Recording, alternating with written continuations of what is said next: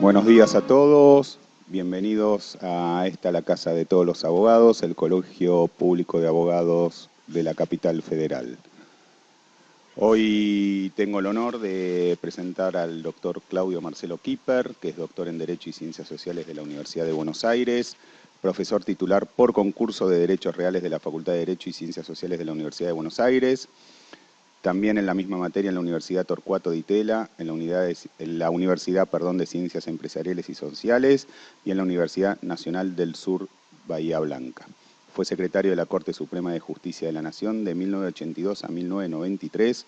Fue integrante del Consejo de la Magistratura de la Nación entre 1998 y el año 2005. Actualmente es juez de la Cámara Nacional de Apelaciones en lo Civil, autor de numerosos libros y artículos sobre temas de su especialidad. Ha dictado cursos de posgrado, conferencias y otras actividades para graduados. Ha sido jurado y director de diversas tesis doctorales, becado por la Segunda Universidad degli Studi di Roma en 1992 e invitado como visiting professor por el Instituto di Ricerca sui Sistemi Giudiziari de Bolonia durante enero de 2001. Perdón, el italiano no es mi idioma. Como saben todos, les pido un inmenso favor. El primero de todos, pongan los celulares en vibrador. Resulta realmente molesto para el expositor los continuos ring e interrupciones de los modernos aparatitos. Y en segundo lugar, y no por menos importante, les pido no interrumpan al expositor con preguntas. Yo hablé con el doctor Kipper, no tiene ningún problema en receptar sus preguntas, pero al final de su clase, por dos motivos. Primero, como el celular no tiene ya la clase armada el doctor, y las preguntas y lo que ustedes digan no se escucha vía streaming, que hay muchísima gente que lo sigue por la página web del colegio, por lo cual al momento de las preguntas, como hicimos el martes pasado, yo les voy a acercar el micrófono para que puedan preguntar. No los interrumpo más. Un aviso parroquial antes de pasar al doctor Kipper, que la clase pendiente el 29 de septiembre se recupera mañana miércoles 25 de noviembre en el mismo horario. Dicho esto, paso con el doctor Kipper. Bienvenido al colegio, doctor. Bueno, buen día. La verdad que yo le agradezco al colegio que me haya invitado. Estamos en un año muy complicado con el nuevo código, estamos todos estudiando, un poco desorientados y supongo que después de la clase van a quedar más desorientados que antes, pero vamos a ver. Bueno, mi tema es el nuevo régimen de propiedad horizontal. Ustedes han visto que el nuevo código es más chico que el anterior. Unifica el Código Civil con el Código Comercial y tenemos la mitad de artículos. Sin embargo, en lo que hace a la propiedad horizontal, se duplicó. La ley 13.512 tenía más o menos 17 artículos y ahora tenemos más de 30. Se ve que el nuevo código le ha prestado mucha atención a la propiedad horizontal y ha recogido opiniones que se volcaron en estos años de la doctrina y fallos de jurisprudencia importantes. Y lo vamos a ir viendo esto. Ustedes saben que derecho real de propiedad horizontal, ahora en el nuevo código es un derecho real autónomo, porque antes se discutía si era el derecho de dominio que se complementaba con el condominio o era un derecho autónomo. Ahora queda claro, es un nuevo derecho real distinto a los otros. Y hay un artículo que enumera cuáles son los derechos reales permitidos, el famoso número cerrado, y ahí figura la propiedad horizontal, aparte del dominio.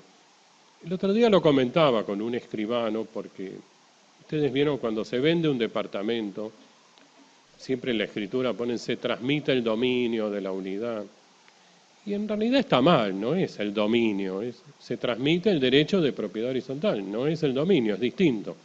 Es una mala costumbre que tenemos asimilado desde hace mucho, pero no es esto el dominio, es otro derecho real. Se parecerá en algunos puntos, en otros no, pero es otro derecho real. Los derechos reales tienen un objeto. normalmente, salvo alguna excepción, es una cosa. Y en lo que hace a la propiedad horizontal es un inmueble. Esto se caracteriza por tener un objeto inmediato, que es lo que llamamos parte propia, y un objeto mediato, que son las partes comunes, que son de todos. Aparece también como novedad en el nuevo código lo que se llaman bienes del consorcio, que es otra categoría. Porque hace muchos años que se discutía si el consorcio es o no una persona jurídica. Es decir, si nosotros somos los propietarios de las unidades de un inmueble, además está el consorcio, que es una persona distinta a nosotros, una persona jurídica diferente.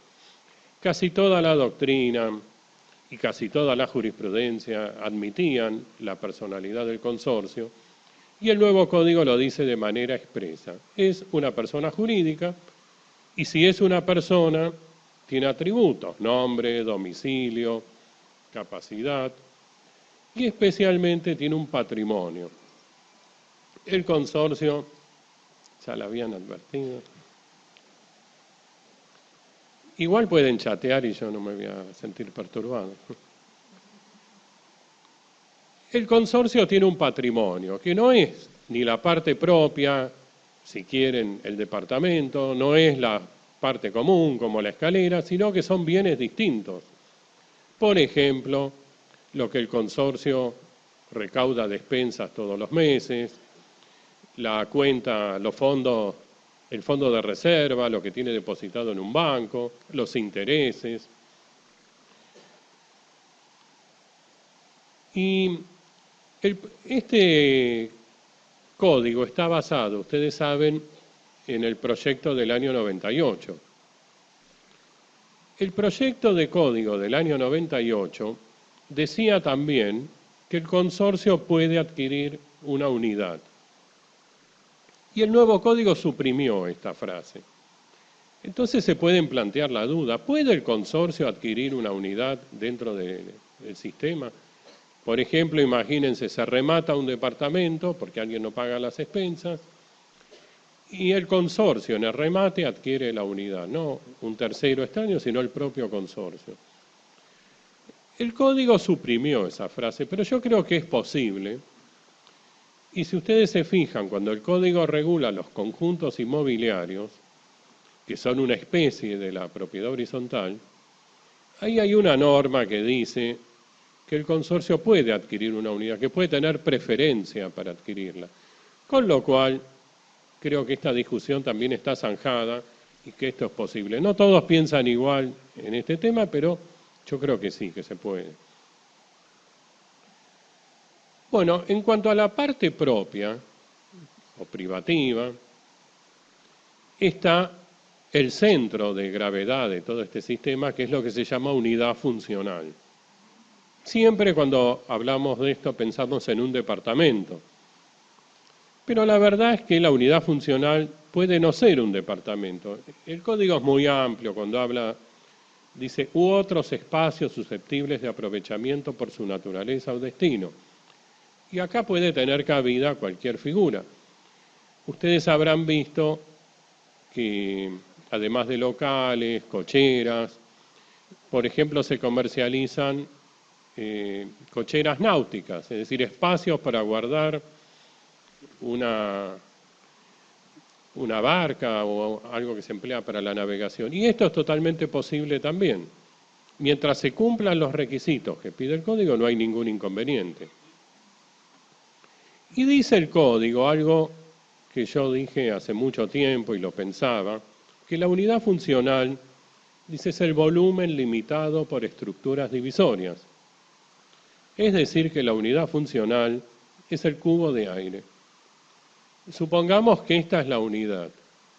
El techo, que es el piso del departamento de arriba, no es mío, es común. Las paredes son comunes. El piso en el que estoy parado es común. Todo es común. Y sí que el cubo de aire que está encerrado entre partes comunes es la unidad funcional. Tengo cierto poder de disposición, puedo alfombrar, revestir la pared, empapelarla, colgar un clavo. Pero no mucho más, no puedo agujerear la pared porque es parte común, no es mía, y estaría invadiendo la unidad de al lado, esto no está permitido, en principio. Así que esto, aunque les cueste la unidad funcional, es esto, un gran cubo de aire. Y aclara el código algunos temas que se venían discutiendo. Son propios los tabiques internos no portantes, dice. Es decir, las paredes, por ejemplo, la que divide un dormitorio de otro podría ser propia. Pero la pared que divide el departamento del departamento al lado, no, esa siempre es común. Las puertas, las ventanas. Si ustedes ven la ventana, la pared es común y la ventana está encajada en la pared. Pero aclara el código que la ventana es propia, es decir, que si se rompe el vidrio lo pagamos nosotros. Y los balcones son comunes, son de todos, porque lo que me dice el código que es propio es el revestimiento del balcón. Y está bien, porque el balcón, vieron que tiene un piso, que es la continuación de la losa del piso del departamento. El piso del balcón es el techo del balcón de abajo, y el techo del balcón es el piso del balcón de arriba. El cubo de aire que está entre todo eso es lo propio. Pero el balcón es común, claro, de uso exclusivo. Esto no significa que los demás pueden venir a mi balcón, el uso es exclusivo, pero la propiedad es común. Y puede haber unidades complementarias, que también son propias. Si lo principal es la unidad funcional, puede haber complementarias, caso típico es la baulera. En algunos inmuebles la cochera puede ser una unidad complementaria.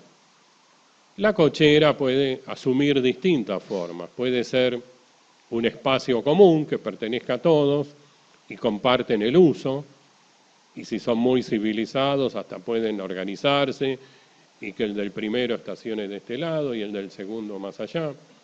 Si no, cada uno pone el auto donde puede, lo habrán visto. Pueden ser unidades complementarias, en cuyo caso no podrán ser enajenadas a terceros que no tengan una unidad funcional dentro del edificio. Porque para ser titular de la unidad complementaria hay que ser titular de la unidad funcional, que es lo principal. Lo accesorio sigue a lo principal. Sí podría ser alquilada esa cochera a un extraño si el reglamento lo permite, si no, no. Y la tercera posibilidad es que cada cochera sea también una unidad funcional, en cuyo caso se pueden adquirir por separado y si el reglamento lo permite podrían pertenecer también a personas que no tengan unidades funcionales destinadas a vivienda o a uso profesional dentro de ese mismo inmueble. Todo esto tiene que estar bien previsto en el reglamento. Para que haya propiedad horizontal y para que podamos tener unidades funcionales hay que cumplir algunos requisitos. Esto es igual que antes, no ha variado. El código pide que las unidades para ser tales sean independientes. Y la doctrina siempre ha dicho que la independencia es funcional. ¿Qué quiere decir? Hay que ver qué destino está previsto en el reglamento, por ejemplo, vivienda, estudio jurídico, consultorio médico, esto tiene que estar en el reglamento, y según el destino yo determino si esa unidad es o no es independiente, es decir, si es apta para cumplir la función. Si el destino es vivienda, la unidad debe tener baño, cocina, una superficie mínima. Ahora, si es un local en una galería, no hace falta que tenga cocina. Por eso depende del destino y determinamos si es o no independiente. Y el otro requisito es la salida a la vía pública, que puede ser directa o a través de un pasaje común. Además, si yo no tengo salida a la vía pública, por lo menos a través de un pasaje común, tampoco sería independiente, porque para salir tengo que pasar por la unidad de al lado y no habría independencia.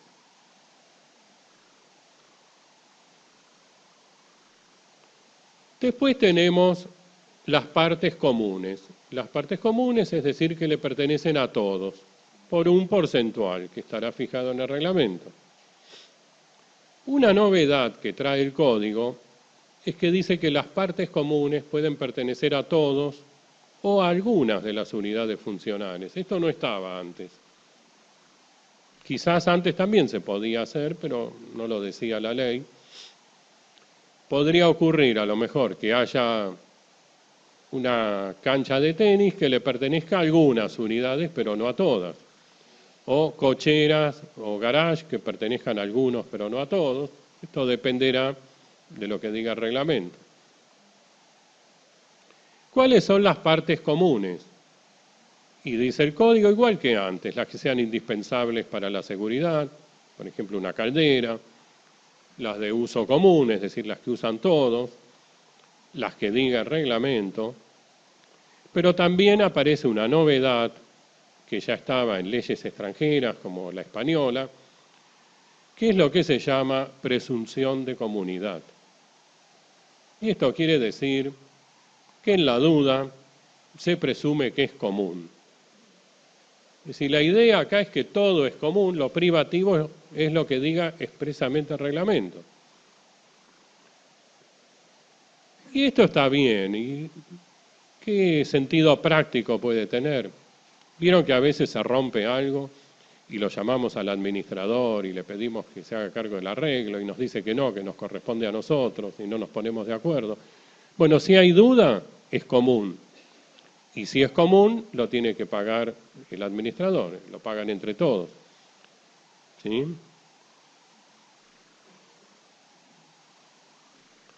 Las partes comunes tienen estas características. Son inseparables. Esto ya lo decía la vieja ley 13.512. Yo, cuando vendo mi departamento, al mismo tiempo estoy transmitiendo mi cuota sobre partes comunes. No puedo enajenar una cosa y no la otra. Si estoy mal, necesito dinero, no puedo decir, bueno, vendo mi cuota de la terraza o del ascensor. No, esto no lo puedo hacer. Si se hipoteca la unidad, se hipoteca mi cuota de partes comunes, si se embarga, lo mismo, si la alquilo es lo mismo. No puedo separar. Parece obvio, ¿no? Pero hace unos cuantos años una jueza embargó un ascensor. Y se imaginan, embargar un ascensor y sacarlo a remate, con lo cual va cualquiera de nosotros a la subasta y se lleva el ascensor. Y en la Cámara se lo revocamos porque violaba justamente lo que decía la ley, no se puede separar. Tampoco se pueden dividir. No se puede pedir la partición, como sí se puede en el condominio. Son accesorias, son interdependientes. Hay una ligazón muy estrecha, imposible de romper entre las partes propias y las partes comunes.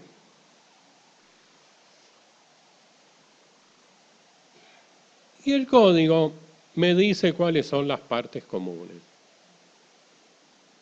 No hacía falta que lo diga, porque si yo les dije son las de uso común, las indispensables para la seguridad, ¿para qué vamos a enumerar? Y además esta enumeración, como dice el artículo, no es taxativa, puede haber otras. Y si ustedes se fijan en el inciso K, dice todos los artefactos o instalaciones existentes para servicios de beneficio común. Podríamos dejar solo el inciso K, ya me abarca casi todo. Bueno, pero el código quiso hacerlo. Vamos a ver. Este artículo se titula Cosas y partes necesariamente comunes. Y yo me pregunto, ¿qué quiere decir necesariamente?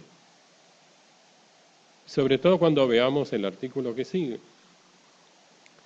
Pareciera que necesariamente quiere decir que sí o sí tienen que estar, o que sí o sí estas partes son comunes. Parece. Pero ustedes si ven, por ejemplo, el inciso G, el local para alojamiento del encargado es común. No necesariamente. Se podría Hoy está ocurriendo en muchos edificios que prescinden del encargado y esa unidad la podrían convertir en una unidad privativa más. ¿Por qué no? Y sigue, no es cierto que sí o sí tienen que estar y sí o sí tienen que ser comunes. No sé bien qué han querido decir. Bueno, entre las novedades, y creo que está muy bien, dice, las instalaciones necesarias para el acceso y circulación de personas con discapacidad. Hace unos años en un curso para graduados, todos abogados, discutimos esto. Y algunos, para mi sorpresa, decían, si hay un discapacitado y necesita una rampa, que se lo pague él. Duro, ¿no? Bueno, yo antes ya pensaba lo que dice ahora el Código, porque la Constitución defiende la igualdad, prohíbe la discriminación, habla de las medidas de acción positiva, se ocupa en una norma de los más débiles justamente. Así que no podemos ni discutir esto. Si alguien tiene esa desgracia, los demás tenemos que ser solidarios y hacernos cargo entre todos del gasto, no hay ni que discutirlo. Pero para que no haya duda, el Código lo dice y después cuando habla de las expensas, también dice que esto hay que pagarlo entre todos. También es nuevo esto de las vías de evacuación alternativas para casos de siniestros. Y si ustedes ven el inciso F, dice las cañerías que conducen fluidos o energía en toda su extensión y los cablados hasta su ingreso en la unidad funcional. Los caños de agua, hablemos con el lenguaje que usamos nosotros, ¿no? Acá me dice que son comunes en toda su extensión, toda su extensión. Quiere decir que se acabó esto de que, si pasó la pared y está dentro del baño, es nuestro, y si está atrás de la pared es común. Acá dice que todo el caño es común, en toda su extensión. Así que si se rompe el caño, lo tendrá que pagar el administrador, es común. En cambio, cuando habla del cable, dice los cableados hasta su ingreso en la unidad funcional. Dice que los cables hasta donde llega la unidad funcional son comunes. Una vez que entraron, son propios. Si hay algún desperfecto, será a nuestro cargo el arreglo. Así lo leo yo esto. Ahora viene este artículo que sigue. Cosas y partes comunes no indispensables. ¿Se acuerdan que el anterior decía necesariamente comunes? Ahora no dice innecesarias, sino usa otra palabra, no indispensables. Como si las que vimos antes fueran indispensables. Pero no siempre es así. Bueno, este artículo no estaba en el proyecto de la comisión redactora de los doctores Lorenzetti, Kemmelmacher y Hayton. Lo agregó el Congreso. La verdad que es un artículo muy elitista, hasta ridículo les diría. Decir que es común la piscina, el solarium, el gimnasio, el Zoom, y no es taxativo, puede haber otras. La mayoría de nosotros no vive, lamentablemente, con estas comunidades. Algunos que conozco, sí, pero y está presente, pero la mayoría de nosotros no tenemos todo esto. Y hacía falta decirlo. Ya sabemos que si esto está, es común. Es muy obvio, ¿no? Pero en fin, vieron que dicen que este es el código para la gente vulnerable, sin derechos, postergada. Acá tienen también la piscina, el solarium, los conjuntos inmobiliarios que después vienen.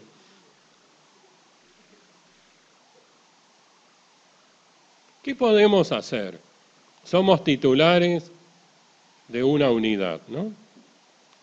Y tenemos derechos. Los derechos reales nos dan facultades. Ustedes se acuerdan, usar, gozar, disponer. Acá también. Y tenemos derechos sobre las partes comunes también. Vamos a ver. Bueno, sobre la parte propia, tenemos el derecho de poseer. Si nos despojan, podemos iniciar acciones posesorias o acciones reales. Podemos usar y gozar con límites. Uno muy importante es el destino que tenga la unidad, destino que va a estar fijado en el reglamento. Ustedes ya lo saben. Si el destino es vivienda, no puedo poner un consultorio jurídico. Y hay restricciones en la ley, en el código, como que no puedo hacer ruido que perturbe al vecino, no puedo tener mercadería peligrosa, después vemos. Puedo disponer jurídicamente, puedo vender, gravar con derechos reales, como hipotecar, dar en usufructo. Ahí puse como un interrogante las servidumbres. No es común esto, pero podría darse un caso. He visto, por ejemplo, que a veces por una unidad pasan todos los cables del edificio, entonces se graba con servidumbre esa unidad para que el encargado o el administrador puedan entrar si es necesario para ver los cables. También podemos constituir derechos personales, como el caso típico de la locación. Podemos abandonar. Los derechos reales se extinguen por el abandono. Cuando digo abandonar, no es que cierro la puerta y me voy, sino que abandono el derecho real, es decir, por escritura pública, se escribe en el registro y esto pasa a ser propiedad del Estado.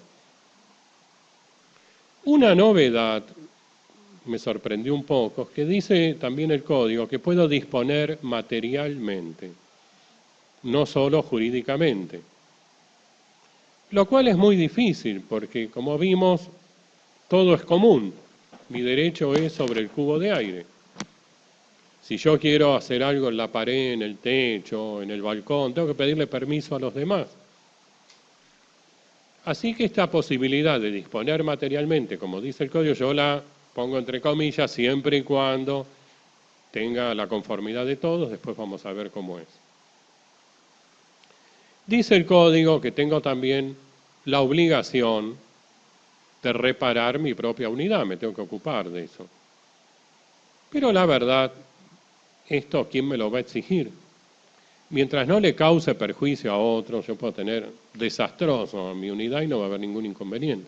El problema se presenta cuando daño a los demás.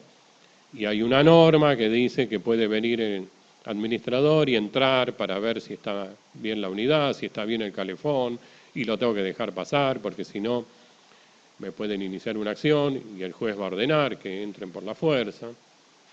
Pero esto, mientras no haya daño, es abstracto, ¿no? Y también tengo facultades sobre las partes comunes. Puedo poseer, usar y gozar, con límites. El destino, si la terraza está para colgar ropa, no puedo yo poner ahí una pileta, ni instalarme, ni poner un quincho. Y además respetar el derecho igual que tienen los demás. Imagínense si un día estoy muy nervioso y me la paso subiendo y bajando en el ascensor. No puedo, respetar el derecho que tienen los otros también, ¿no?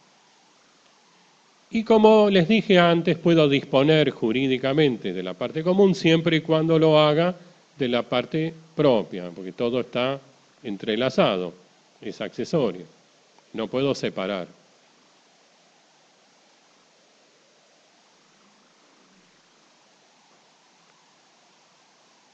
Esto es lo que a veces nos llega a tribunales, se presentan a veces problemas. Se pueden hacer obras nuevas, innovaciones, y acá también hay que distinguir si se trata de la parte propia o de partes comunes. Algunas están prohibidas, aunque no lo diga el código. No puedo hacer nada en mi unidad que ponga en peligro la seguridad del sistema. Y esto, aunque me lo permitan los demás por unanimidad, igual es nulo, no se puede afectar la seguridad. Algunas no requieren ninguna autorización porque son sencillas, no afectan a nadie, y otras, cuando involucran partes comunes, que vamos a ver después, sí necesitan la conformidad de los demás. ¿Qué pasa en las partes comunes? Imaginemos el caso típico de alguien que quiere hacer una construcción en la terraza o en el balcón o techar el patio. El código me dice lo siguiente, consagrando algo que ya decía la doctrina hace mucho tiempo. Si una obra nueva o una innovación en una parte común se hace en beneficio de todos, basta con la mayoría absoluta, más de la mitad. Por ejemplo, deciden que van a reformar el hall de entrada, lo van a pintar de nuevo, lo van a alfombrar, van a poner espejos, van a arreglar el ascensor. Esas obras benefician a todos, se deciden por mayoría absoluta, más de la mitad. Ahora, cuando la obra beneficia a uno solo, se necesita la unanimidad. Por ejemplo, caso típico, quiero cerrar el balcón, es una obra en una parte común, ¿se acuerdan que el balcón es común?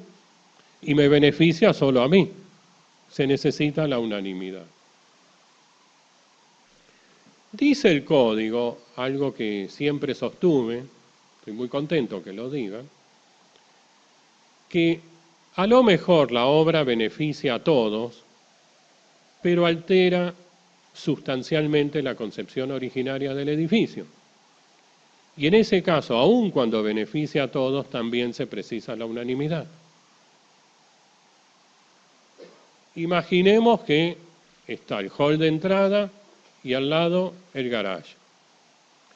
Y vamos a tirar abajo parte del hall de entrada para agrandar el garage.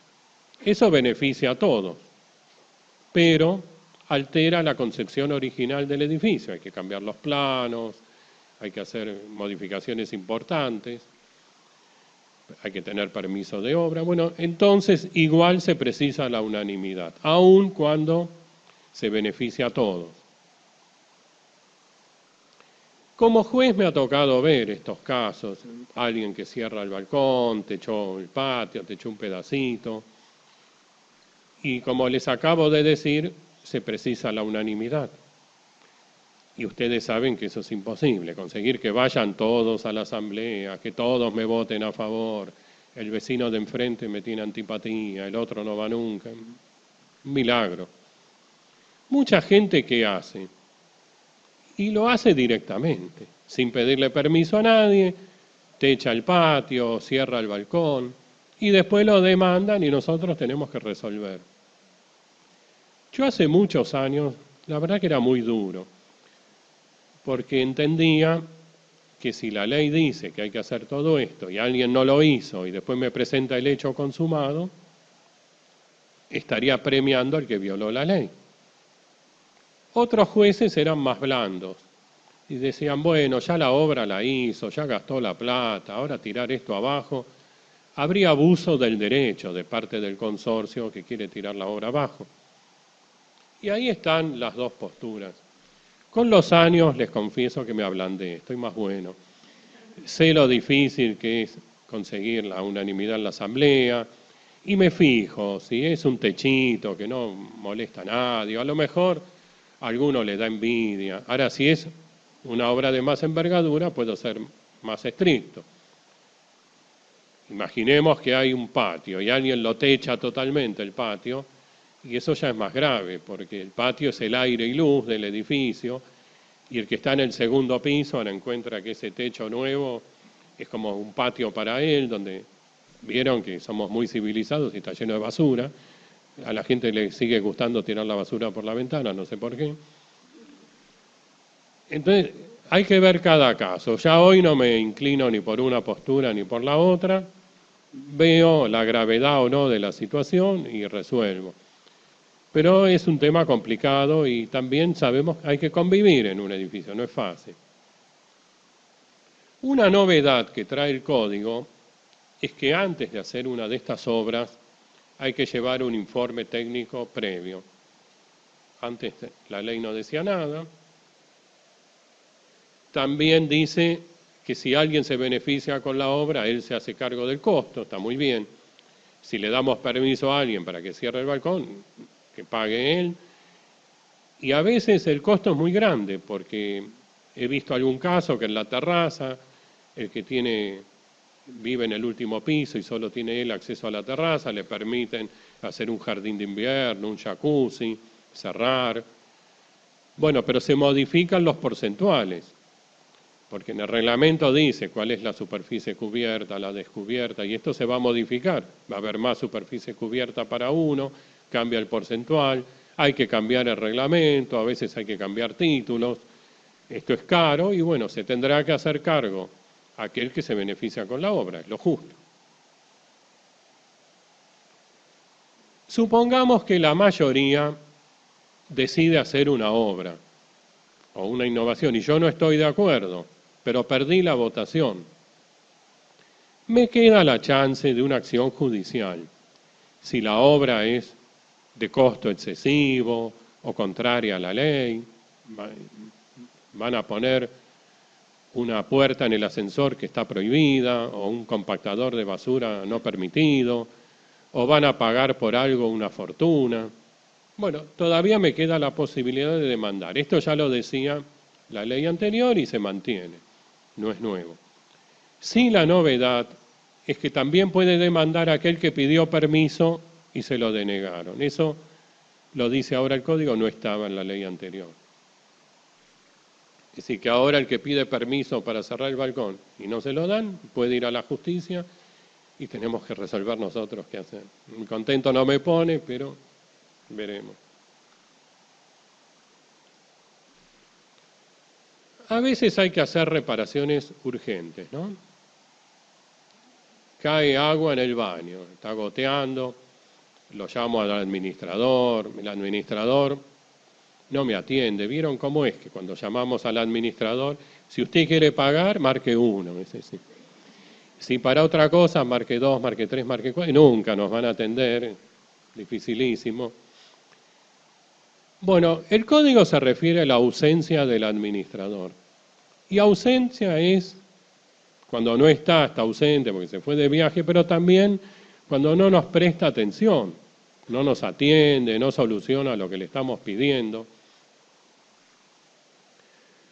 Puede haber, según el código, un consejo de administración. No es obligatorio, puede haberlo. Si lo hay, entonces tienen que estar ausentes el administrador y este consejo. Si nadie me presta atención. ¿Qué hago? Si es urgente, y vamos a aplicar el sentido común. Hago yo el arreglo, tapo la gotera y después le pido al administrador que me reintegre lo que gasté. Se imaginan lo fácil que va a ser recuperarlo, pero jurídicamente es así. Bueno, es distinto al sistema anterior, porque antes me decía la ley 13.512 que yo tenía que avisarle a los demás, ver si se oponían o no, y según cómo fuera ese trámite, dependía la suerte de mi reintegro. Ahora todo eso no hay que hacerlo. Y está bien porque es más ágil el procedimiento. Pero ahora solo me habla el código de urgencia, cuando hay urgencia. Y si no hay urgencia, hay humedad, yo llamo al administrador para que se haga el arreglo, no me atiende, no lo hace. Pero no es urgente. ¿Puedo hacer esto? Porque antes la ley me decía que sí, ahora el código me habla solo de urgencia. Claro que interpretar qué quiere decir urgencia también es una cuestión de hecho. Yo creo que sí, aunque no haya urgencia, sí, hay que hacer un arreglo, está claro que hay que hacerlo. Y el administrador no se ocupa, el sentido común me dice que la única solución posible es que yo lo haga y después pida el reintegro, y si no me lo reintegran, haré un juicio como corresponde. Si no, no hay salida. Yo hice el arreglo, ahora pido el reintegro. En principio corresponde, salvo, dice el código, que el gasto sea injustificado. Antes la ley decía que no fuera útil, ahora dice injustificado. A mí se me ocurre lo siguiente, lo llamo al plomero, ¿no? Saben de qué se trata. Yo en mi próxima vida voy a ser plomero, porque vieron lo que gana un plomero. Entonces viene el plomero, costó conseguirlo, llegó con la media hora peor que la nuestra de tolerancia. Mira y dice, bueno, esto va a salir 10.000 pesos. Deme 5.000 ahora de adelanto, vengo a la tarde y me paga el resto. Le damos los 5.000 de adelanto y no viene más el plomero. Desapareció. Eso no me lo van a reintegrar, obviamente, porque es un gasto injustificado. O pagué 20.000 lo que vale 10.000. Es un gasto injustificado, no me lo van a reintegrar.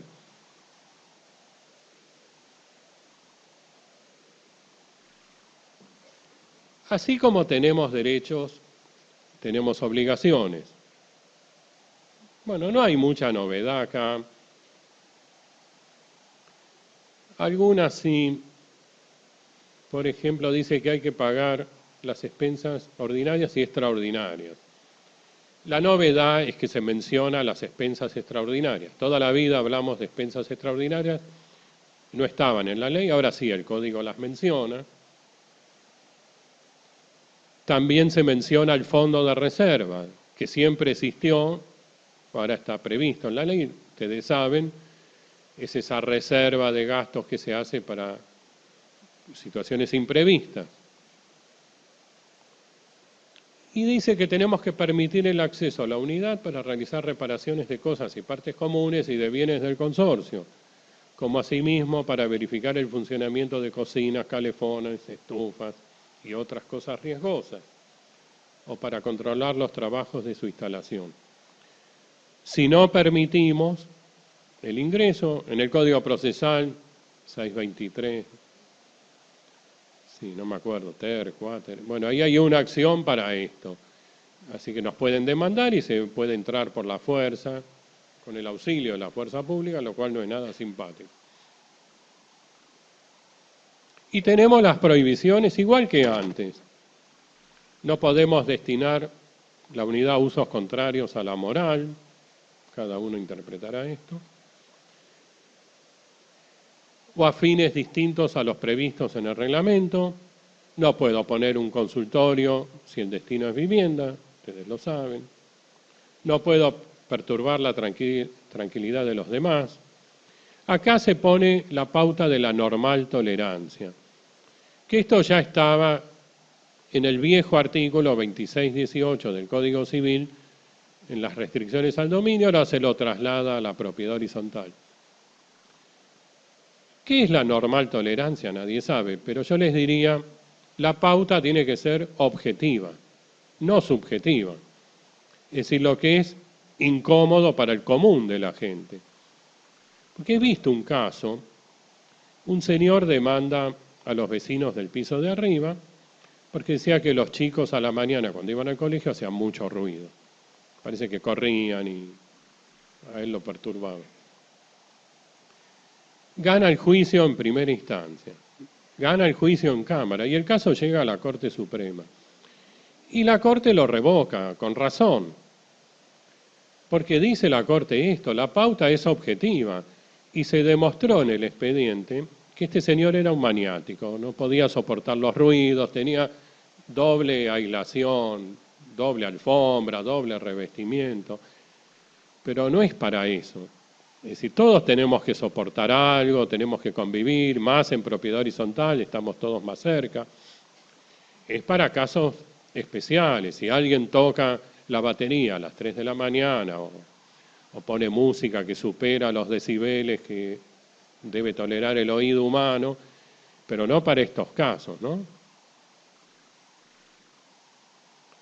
Dice ejercer actividades que comprometan la seguridad del inmueble, no podemos tener subversivos que andan por París fabricando bombas, tampoco los podemos tener en nuestro edificio, o tener cosas perjudiciales, material explosivo, inflamable.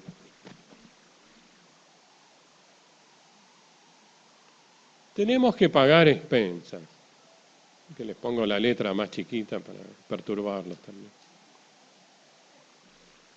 ¿Qué son las expensas? Dice el Código que cada propietario debe atender los gastos de conservación y reparación de su propia unidad funcional.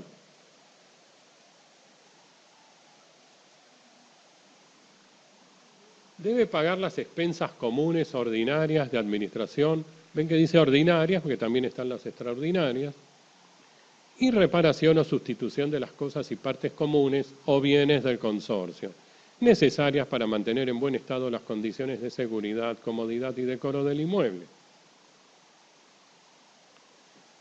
Bueno, acá está el concepto de expensas. Las expensas, ¿qué son? Gastos necesarios. Acuérdense siempre de la palabra necesario. Es decir, aquello que es indispensable para mantener en buen estado. Lo que no es indispensable, no es necesario, también se puede hacer, pero ya no son expensas, es lo que vimos antes, que se pueden hacer innovaciones que cuando benefician a todos se aprueban por mayoría absoluta. Lo que es necesario, lo que es indispensable, es decir, las expensas, no necesitan de una asamblea, no necesitan que se vote por mayoría. El administrador hace estos gastos necesarios y después nos pasa la cuenta todos los meses. Dice también que son expensas las obligaciones, las resultantes de las obligaciones impuestas al administrador por la ley, el reglamento o la asamblea. A mí esto me preocupa un poco. Dice, las obligaciones impuestas por la ley al administrador. El administrador tiene que pagar impuesto a las ganancias. Es una obligación que le impone la ley. ¿Esa son expensas? ¿Nos va a trasladar eso a nosotros? A mí me parece que no corresponde. Hay un registro en la ciudad de administradores. Supongamos que al administrador le ponen una multa. ¿Eso los va a trasladar a nosotros? A mí me parece que esto hay que interpretar. Obligaciones que le impone la ley, el reglamento, la asamblea, que tengan que ver con el mantenimiento del edificio. Por ejemplo, si paga el aporte al sindicato del encargado, eso está bien que lo traslade. Es una obligación que a él le pone la ley, pero que es para nosotros. Ahora, obligaciones que le ponga la ley por cuestiones ajenas al servicio que nos está brindando, me parece que no entra en el concepto de expensa. Después, como les conté, para que no quede duda, dice que son expensas comunes, ordinarias, las requeridas por las instalaciones necesarias para el acceso o circulación de personas con discapacidad. Es decir, hay que pagarlo entre todos, no hay duda. Dice que hay que pagar las expensas comunes extraordinarias. Estas sí las va a disponer la asamblea. Las que son ordinarias, como les dije, no hace falta que se discutan en asamblea ni que se voten. Las extraordinarias sí. Dice algo que venía funcionando desde hace mucho, que el certificado de deuda expedido por el administrador y aprobado por el Consejo de Propietarios, si éste existe, es título ejecutivo para el cobro a los propietarios de las expensas. Esto ya estaba en el Código Procesal. El certificado de deuda que expide el administrador es título ejecutivo. Yo les dije que puede haber, no es obligatorio, pero puede estar el Consejo de Propietarios. ¿Qué es el Consejo de Propietarios? Vieron que en todo edificio hay 2 o 3 que no tienen nada que hacer y quieren ocuparse de todo y opinar y dedican su vida a eso. Pueden estar. Si eso existe, este certificado tendrá que también estar firmado por este consejo. Y ustedes ahora se estarán dando cuenta y están pensando, ¿por qué puedo oponer la excepción de inhabilidad de título? Me inician un juicio ejecutivo que carece de esto, podría entonces oponerse la excepción. Hay que ser cuidadoso, porque he visto hace poco un juez, se inicia la demanda, ¿no? El administrador acompaña su certificado y el juez le dice, acompáñeme el reglamento, demuéstreme si hay o no consejo de administración, consejo de propietarios se llama ahora. Me parece que se le fue la mano al juez. El administrador acompaña el certificado. Y el demandado que no paga las expensas, él sabe bien si en su edificio hay o no un consejo.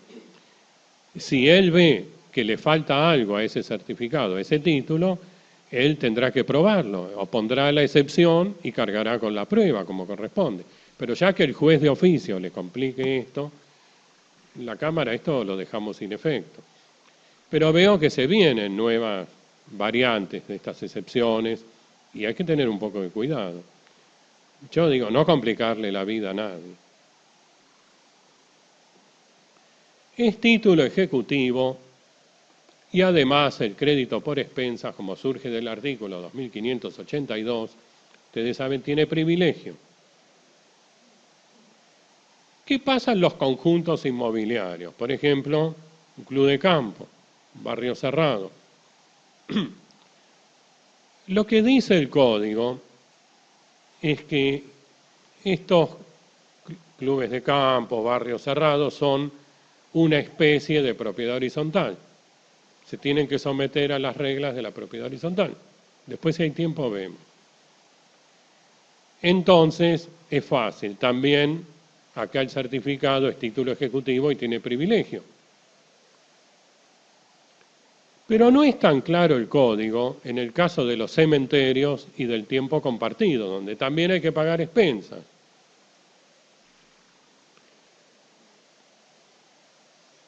En el caso de los cementerios está previsto que haya título ejecutivo. No dice nada el código del privilegio. Y nada se dice en el caso del tiempo compartido. Yo le pregunté a la doctora Mariani de Vidal, que es una experta en privilegios, y me dijo, sí, hay privilegio, porque dice el código que son gastos de conservación de la cosa, y los gastos de conservación tienen privilegio. Pero yo no estoy tan seguro, digo con mucho respeto, porque los privilegios son de interpretación restrictiva, no se pueden extender por analogía. Y si no está claro, si hay dudas, parece que no hay privilegio. Supongo que este es un problema que se nos va a plantear en el futuro.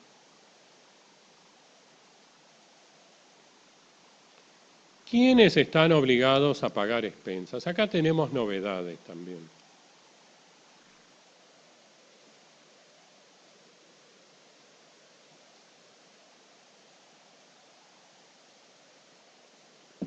Sin duda el propietario de la unidad.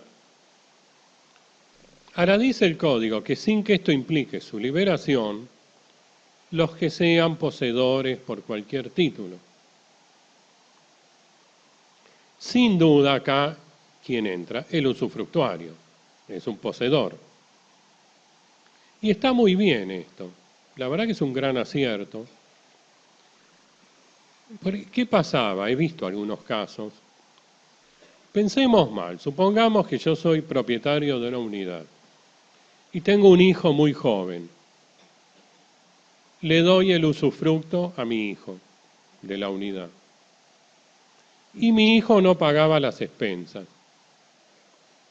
¿Qué pasa si no paga las expensas? Me demandan a mí, que soy el propietario. Si no pago, se remata la unidad. ¿Y cómo se remataba? Con el usufructuario adentro. Porque es un derecho real, oponible erga omnes, hay que respetarlo. ¿Quién en una subasta iba a pagar un precio interesante si hay un usufructuario? Y un usufructuario joven. Ustedes saben que el usufructo dura hasta la vida del usufructuario. Yo tenía otra interpretación, escribí un artículo hace un tiempo donde sostuve que en casos como ese se podía revocar el usufructo. Porque el Código Civil, el Código de Vélez, no preveía como causal de extinción este caso. Se podía revocar el usufructo por otros casos, pero no por este. Yo sostenía que igual se podía porque había un contrato. Y los contratos, cuando no se cumplen, se pueden resolver. Entonces yo interpretaba que el consorcio se podía subrogar en la posición del nudo propietario y resolver ese contrato por incumplimiento. Y se acababa el usufructo. Pero había fallos que resolvieron de otra manera, con lo cual se remataba la unidad con el usufructuario, y eso significaba que una forma de no pagar nunca las expensas mientras viva el usufructuario. Obviamente en el remate se obtenía poco dinero. Bueno, esto cambia radicalmente ahora, esto ya no se puede hacer, porque el usufructuario ahora también está obligado a pagar las expensas. Así que si no las paga, se lo puede demandar. Pero hay otra novedad en el código, muy importante. Cuando el código trata el usufructo, si ustedes se fijan, se puede rematar el usufructo. Esto no se podía en el código de Vélez. En el código de Vélez no se podía transmitir el usufructo, se podía ceder el ejercicio. Ahora en el nuevo código se puede transmitir el usufructo y también se lo puede rematar. Por ejemplo, un acreedor del usufructuario puede sacar el usufructo a remate, cualquiera de nosotros puede adquirir el usufructo en una subasta y va a durar tanto como debía durar el usufructo original, ni más ni menos, con lo cual eso no perjudica al nudo propietario. Bueno, esto a mí me parece muy bien.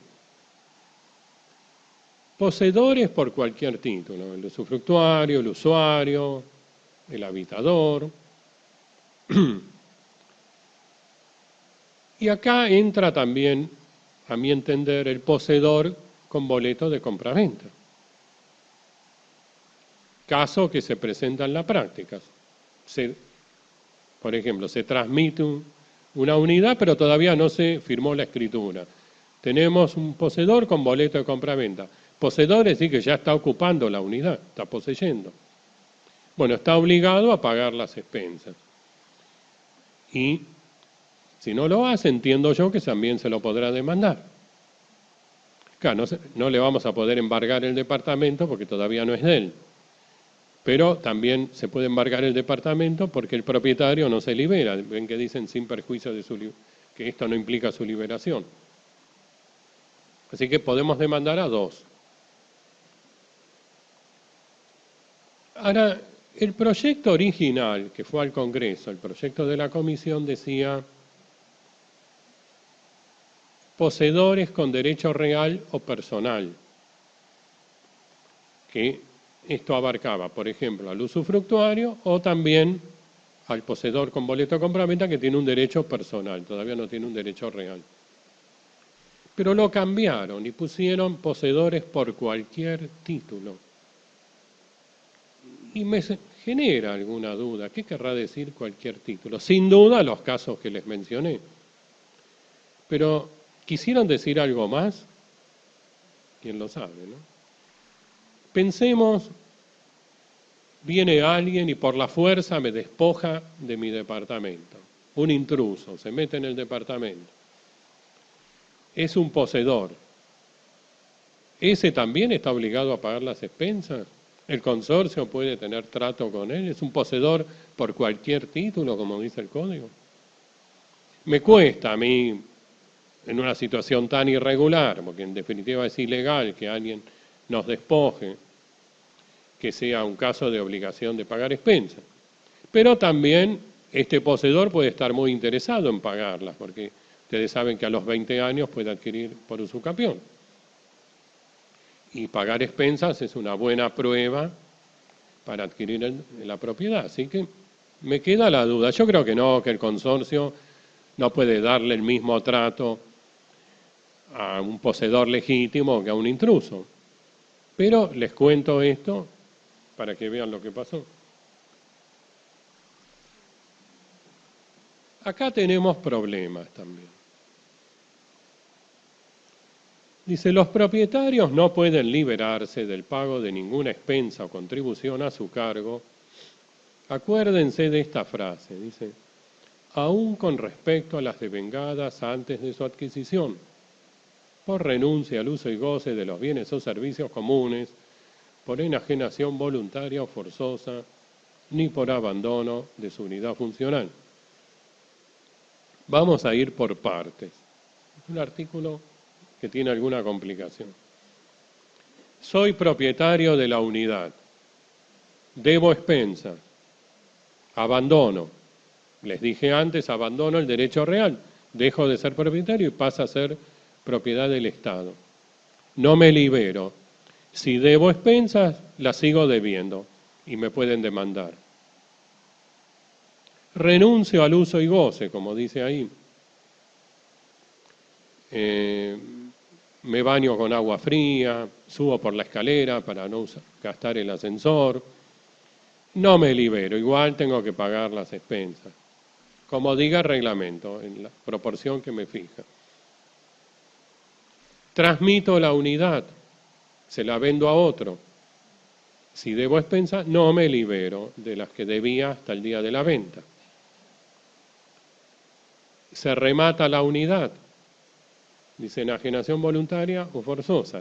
Yo debía expensas. Bueno, se van a cobrar de lo que se obtenga en el remate, pero si no alcanza, no me libero, la sigo debiendo. Esto es lo fácil. Ahora veamos cómo era durante la vigencia de la ley 13.512. Yo debo 10.000 pesos de expensas. Le vendo la unidad a Juan Pérez. Les dije, no me libero. Ni antes, ni con el código actual, no me libero. La sigo debiendo. De esto no hay duda. ¿Cuál es la situación de Juan Pérez, que compró el departamento con una deuda de 10.000 pesos de expensas? También las debe Juan Pérez, porque le vienen con la cosa.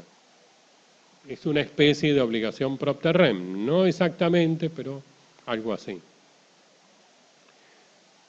La ley 13.512, ¿qué decía? Que respondía a Juan Pérez en los términos del artículo 3.266. Y decía el 3.266 que Juan Pérez respondía solo con la cosa, no con todo su patrimonio.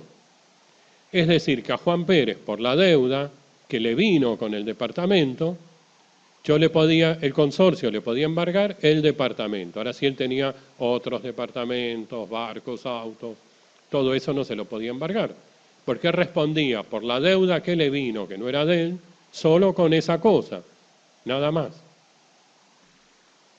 Y si él algún día vendía ese departamento, esa deuda que le vino con la cosa, se iba con la cosa.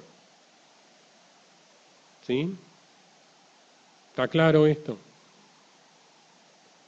Ahora esto cambia, parece, porque dice, no pueden liberarse del pago de ninguna expensa o contribución, aún con respecto a las devengadas antes de su adquisición.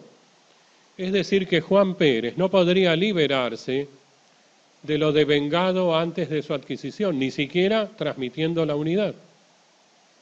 Sigue obligado. Le vino con la cosa, pero no se le va con la cosa, se le queda. ¿Me entienden? ¿Sí? Pero esto está mal. Es lo que dice el artículo. Pero no puede ser así. Puede, el código puede cambiar lo que era antes, el legislador tiene derecho a hacerlo. Pero yo tengo un problema. El artículo 1937. El artículo 1937 dice que el sucesor particular responde con la cosa, no con todo su patrimonio. Entonces Juan Pérez sigue obligado, pero responde solo con la cosa. ¿Y cómo va a responder si la cosa ya no la tiene más, se fue? ¿Qué importa que él esté obligado si lo único que le puedo embargar es un departamento que ya no es más de él, con lo cual no se lo podría embargar? Y si se lo embargo, a Juan Pérez le da lo mismo, pero el artículo me dice que responde, aunque no por las devengadas antes de su adquisición, aun cuando la cosa se transmita o se remate. Y resulta que solo responde con la cosa. Me parece que el que redactó este artículo se le escapó algo, quiso reforzar algo y le salió mal, porque hay una contradicción. Salvo que interpretemos, como dice alguno, que no se aplica el artículo 1937. Pero el artículo 1937 fija una regla general para casi todos los casos. No veo que haya una excepción acá. Y además es justo, porque si yo debo plata, no pago, es justo que yo responda con todo mi patrimonio. Ahora, si la deuda me viene, yo no la generé, la devengó otro, ¿por qué tengo que responder yo con mi patrimonio por algo que no generé yo, que no es una deuda mía. Esto se repite en el caso, compramos una casa hipotecada, la deuda no es nuestra, respondemos con la casa, no con todo nuestro patrimonio. Así es la regla general y así es el sentido común. Bueno, esto es lo que tenemos. Dice que no pueden rehusar el pago de expensas ni oponer defensas por cualquier causa fundadas en derechos que ellos invoquen contra el consorcio, excepto compensación. Tengo una gotera en el baño, no me la arregla el administrador y yo no pago las expensas. No puedo decir, no pago porque no me arregla en el baño. No, esto no lo puedo hacer. La única excepción, dice el código, es la compensación. Si ustedes ven, se tendrían que dar todos los requisitos que pide el código para una compensación legal, que ahí están enumerados. Finalmente, prevé el código algo que se venía sosteniendo desde antes, que algunas unidades pueden ser eximidas parcialmente de contribuir a las expensas. Las expensas las tenemos que pagar en la proporción que diga el reglamento. Yo no puedo decir que no uso algo, que me cobren menos, vimos que no. Pero a veces se dan casos injustos. Por ejemplo, está el local de la planta baja, que no usa el ascensor, que no recibe la calefacción. No parece del todo justo cobrarle, igual que a los demás, por ese tipo de servicios que no está recibiendo. Pero igual tiene que pagar. La única posibilidad de que ese local no pague o pague menos es que lo diga el reglamento o que se haga una asamblea y por unanimidad modifique el reglamento. O ir a la justicia. Ha pasado alguna vez el caso justamente de un local que no recibe la calefacción, inició un juicio y el juez le eximió de ese gasto. Por eso dice parcialmente, no se va a eximir de pagar todo, sino una parte del gasto.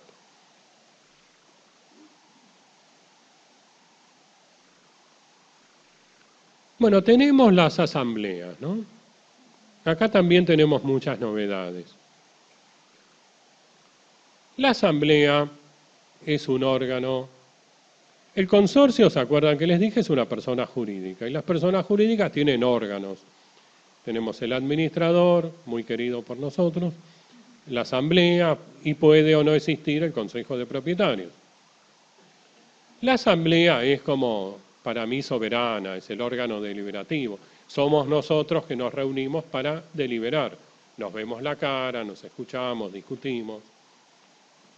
El código me dice qué facultades tiene la asamblea. Dice, las que le son atribuidas especialmente por la ley o por el reglamento.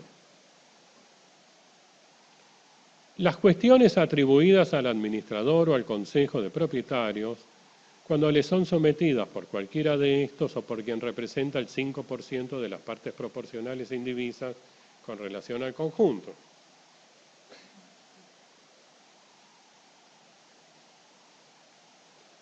Las cuestiones sobre la conformidad con el nombramiento y despido, esto está muy bien. Y las cuestiones no contempladas como atribuciones del administrador o del consejo. Bueno, yo tengo diferencias con este artículo, porque pareciera que puede decidir la asamblea aquello que no le competa al administrador o al consejo. Quiere decir que lo que le compete al administrador o al consejo no le compete a la asamblea. Yo creo que no es así. Yo creo que la asamblea puede decidir cualquier tema, incluso los que sean de competencia del administrador. El administrador es nuestro representante, nuestro mandatario, dice el código. Así que nosotros tenemos poder para decidir incluso lo que le compete a él, si queremos, y podemos cambiar lo que él decidió, ¿por qué no? Pareciera que este artículo lo limita un poco a la asamblea. Después, fíjense el inciso B, hay cuestiones que le corresponden al administrador o al consejo, pero podrían ser sometidas a la asamblea si lo pide quien representa el 5% o más. Dice por quién en singular. Si alguien tiene más del 5%, puede pedir que el tema se trate en asamblea. Ahora, si uno tiene el 3 y otro que tiene el 3 se juntan y lo piden entre los dos, yo creo que también. Les podríamos leer por quién o quiénes, ¿no?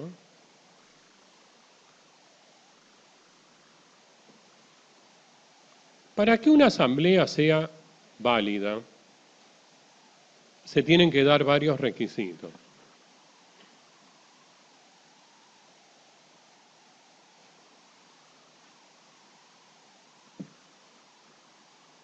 En primer lugar, tiene que haber una convocatoria. Es decir, nos citan para concurrir un día, a una hora y a un lugar determinados. La convocatoria, como dice el código, es aconsejable que se haga por medio fehaciente. Es decir, un medio, un modo que nos permita probar que el otro, el destinatario, la recibió. Un telegrama, carta documento, acta notarial. Todo eso es muy caro, ¿no? Entonces lo que suelen hacer es que va el encargado, piso por piso, nos toca el timbre, nos entrega la convocatoria y le firmamos en un libro que la recibimos. Así no podemos decir que no la recibimos. Pero no es aconsejable poner el cartel en el ascensor, se convoca para tal día, porque no podemos probar que todo el mundo la leyó, no es fehaciente. Ahora he visto, me han consultado algunos escribanos, estamos en una época más moderna y algunos reglamentos ya prevén o preverán en el futuro la notificación electrónica, parece que no muy querida en el Colegio de Abogados. Pero si lo prevé el reglamento, no estaría tan mal que haya una página donde podamos entrar y de alguna manera nos notifiquemos, es muy ágil y de costo bastante económico. Y es lo moderno, están todos ustedes con el celular, se mandan mensajes, ¿por qué no? Tiene que haber entonces convocatoria por medio fehaciente, ¿no? Tiene que haber orden del día. Esto es muy importante, el orden del día es la lista de temas que se van a tratar, porque no se pueden tocar temas que no estén en el orden del día. Es muy importante, porque yo leo la convocatoria, veo los temas, y digo, no voy, este tema para mí no tiene ninguna trascendencia. Y después resulta que se trató un tema importantísimo, que a mí me hubiera gustado estar presente. Me van a decir, pero si hubieras venido, igual hubo mayoría. No sé, porque a lo mejor yo estudiaba el tema y les demostraba que estaban equivocados, los podía persuadir, no tuve ni la oportunidad. A veces vieron que en la convocatoria figura tema 1, 2, 3, y después dice varios. ¿Y quién sabe qué quiere decir varios? Y después en tema varios se toca un tema fundamental y no fuimos, o no fuimos preparados. Entonces, yo les dije, la asamblea es un órgano deliberativo. Todos nos tenemos que reunir y discutir. Tiene que haber convocatoria, tiene que haber orden del día, tiene que haber quórum, que es la cantidad mínima de personas que tienen que estar presentes para empezar a discutir, y tiene que haber mayoría. Una vez que hay quórum, se vota y si hay mayoría, se toma la decisión. Estos son todos los pasos para que sea válida la asamblea, ¿sí? Ahora vamos a ver que todo lo que les dije es relativo. Puede no ocurrir así. Los propietarios deben ser convocados a la asamblea por medio fehaciente con transcripción del orden del día, el que debe redactarse en forma precisa y completa. Es inválido el tratamiento de otros temas, excepto si están presentes todos los propietarios, se acuerdan por unanimidad tratar el tema. Quiere decir que ya tenemos una excepción. Se puede tratar un tema. Me dicen que es inválido tratar un tema que no esté. Pero, si estamos todos, un milagro, ¿no? Justo salimos todos al hall de entrada, a la misma hora nos encontramos, y dijimos, ¿qué tal si tratamos este tema? O fuimos todos a la asamblea y por unanimidad decidimos tratar el tema. Dice, por unanimidad, tratar el tema. No significa que el tema tenga que ser aprobado por unanimidad, sino que para tratarlo tenemos que estar todos de acuerdo. Después, la mayoría será la necesaria para ese tema, pero sí unanimidad para tratarlo. Dice que estamos todos. Bueno, una excepción. Les dije que otra regla era la convocatoria por medio fehaciente, que esto era muy importante. Pero ahora me dice que la Asamblea puede autoconvocarse para deliberar sin necesidad de citación previa. Las decisiones que se adopten son válidas si la autoconvocatoria y el temario a tratar se aprueban por 2/3 del total. Acá sí también, nadie sabe por qué, a la misma hora todos nos encontramos, no todos, 2/3. 2/3 del total nos encontramos y dijimos, ¿hacemos una asamblea ya que estamos?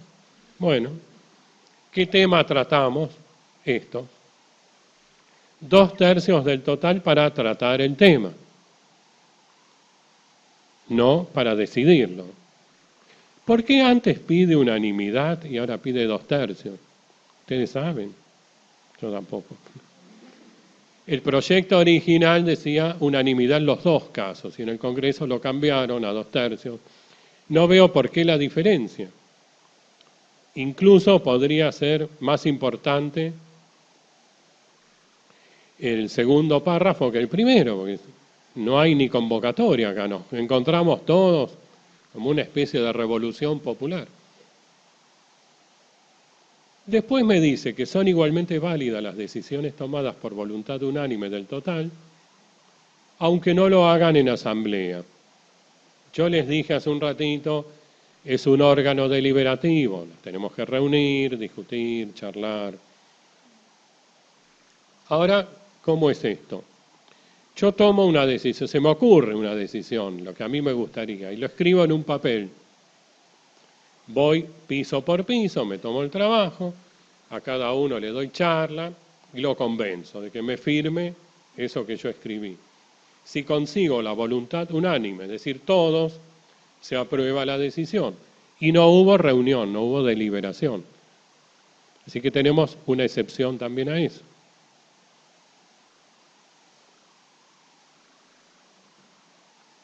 Vamos a ver qué pasa con la mayoría. Las decisiones de la Asamblea se adoptan por mayoría absoluta. Mayoría absoluta quiere decir más de la mitad sobre el total, ¿no?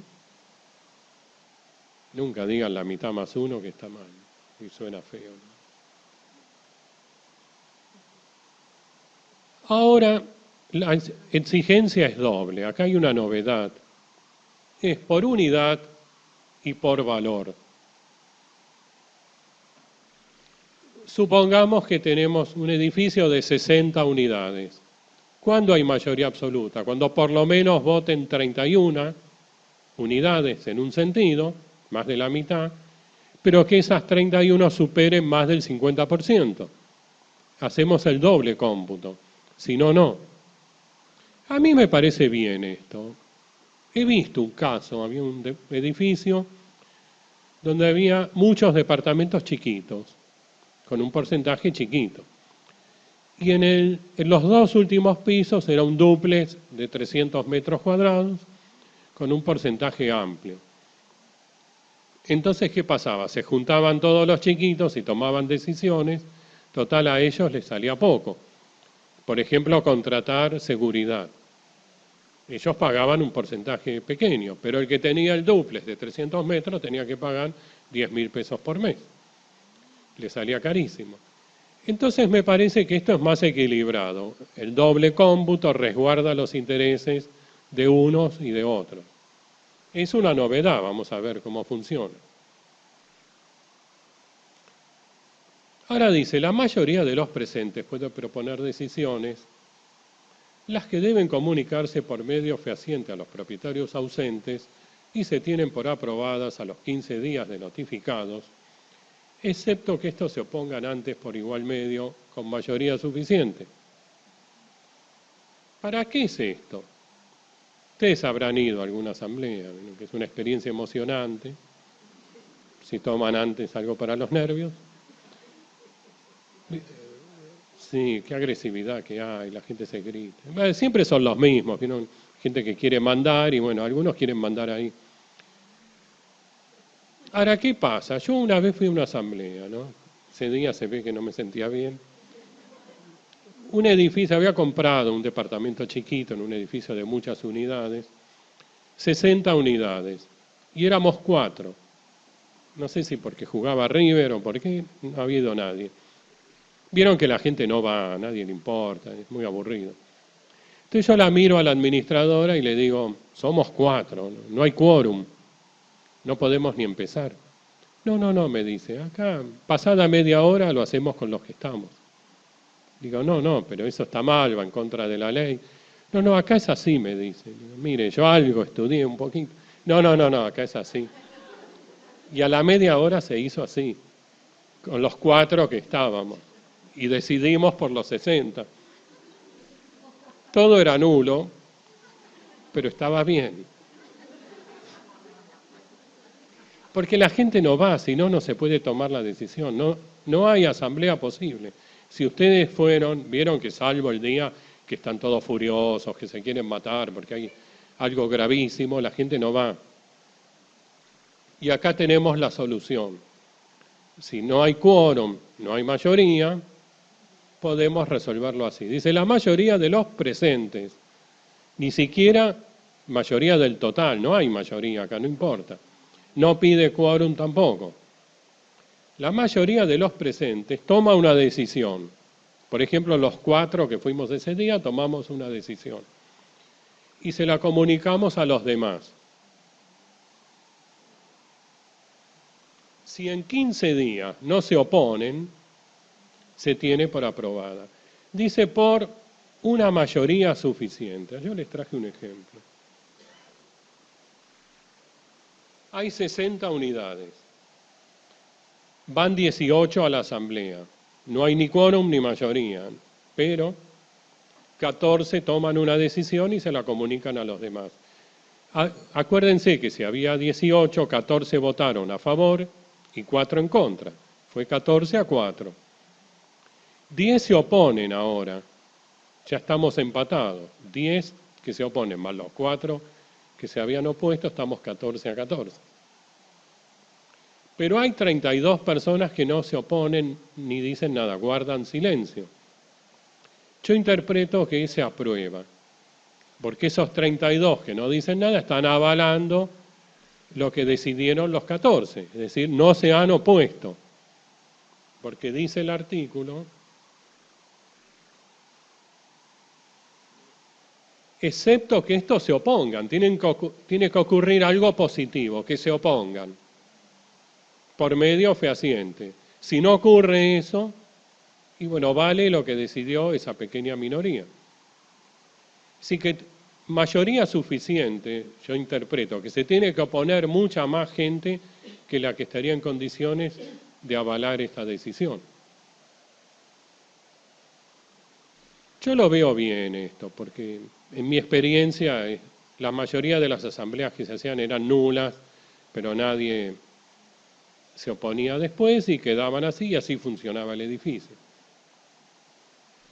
Supongamos que se toma una decisión que es nula, porque no hubo convocatoria, no hubo orden del día, no hubo quórum, no hubo mayoría y no hubo ninguna de las excepciones que vimos.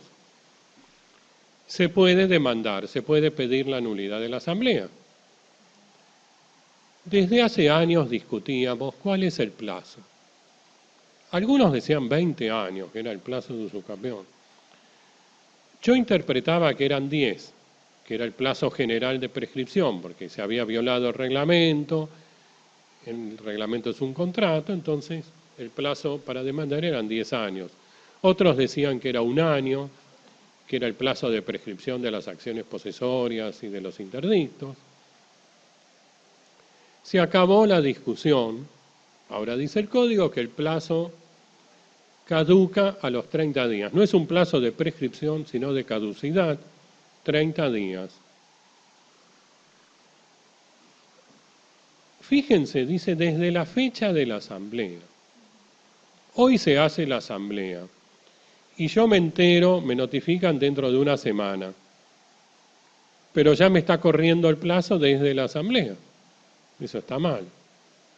Y además me parece que el plazo es muy breve, 30 días. Nosotros somos abogados, sabemos, pero va a la asamblea alguien que no es abogado. Y tiene que primero consultar a la esposa, porque ¿vieron? ¿Hago juicio o no hago juicio? O no vive ahí, sí. Bueno, lo tiene que consultar, lo tiene que pensar. Va a haber un abogado. A lo mejor el abogado tiene mucho trabajo y no le da la cita inmediatamente. Y a lo mejor él quiere escuchar otro abogado más para cotejar dos opiniones. Y los 30 días se fueron. Es muy breve. Por lo menos yo hubiera puesto, está bien que hay que dar seguridad, certeza, que esto no quede siempre expuesto a la nulidad. Pero, no sé, 90 días. Creo que en la ley de sociedades son 90 días. 30 días desde la fecha de la asamblea, encima, poquísimo.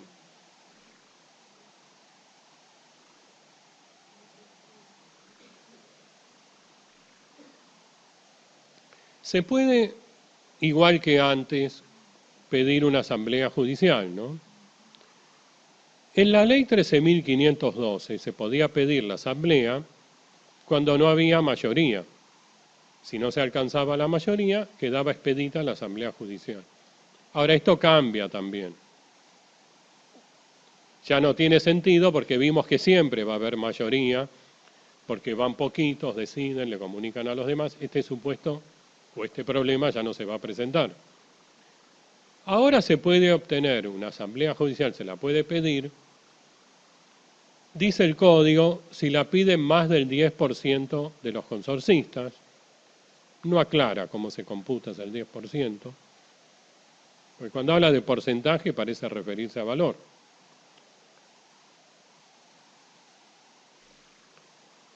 ¿Y cuándo? Cuando no la convoca el administrador y tampoco el consejo, si es que el consejo existe. Antes vimos que más del 5% podía pedir que se toque un tema en la asamblea. ¿Se acuerdan que vimos quién? Yo les dije quiénes. Es raro esto, porque el 5% puede pedir que se decida un tema, que se discuta un tema en la asamblea. Ahora precisamos un 10% para pedir la asamblea judicial. ¿No era más fácil con menos ya pedir antes? Pero bueno, el administrador o el consejo no convocan. Pareciera que la única salida que le queda, si hay más del 10% interesado, es pedir que la convoque el juez. El juez va a citar a todos y dice que resuelve la mayoría simple de presentes. Ahora ya no se computa la mayoría sobre el total, sino sobre los que están presentes, que eso se llama mayoría relativa, no absoluta. Y en subsidio decide el juez. Yo digo, ¿cuándo va a decidir el juez? Si basta con la mayoría simple, siempre va a haber mayoría. El único caso que se me ocurre es que haya empate. Si no, no tiene sentido esto. Y dice el código que el juez puede tomar medidas cautelares. No hacía falta que lo diga, pero no está mal tampoco. El caso típico que yo he visto cuando hay que echar al administrador y no hay mayoría para eso, bueno, una solución puede ser que el juez mientras tanto designe un administrador provisorio hasta que los propietarios se pongan de acuerdo.